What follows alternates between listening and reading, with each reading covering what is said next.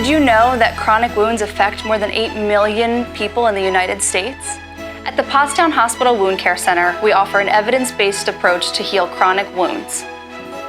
Some of the services that we provide include compression therapy, negative pressure wound therapy, hyperbaric oxygen therapy, skin substitutes.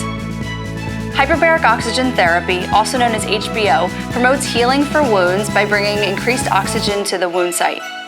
Patients who come in for hyperbaric oxygen therapy are greeted at the door, they are brought back to the chambers. You can lay comfortably within the chambers and watch TV. Some people decide to take a nap while they're in there. Treatments are about 2 hours long, and then you go about your day. Candidates for wound care include people suffering from diabetes, obesity, infections. Some wounds that we see at the Wound Care Center are pressure sores, diabetic foot ulcers, venous and arterial ulcers.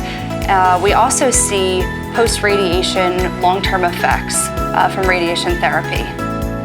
People with wounds that have not improved from traditional methods would benefit from a visit to the Pottstown Hospital Wound Care Center.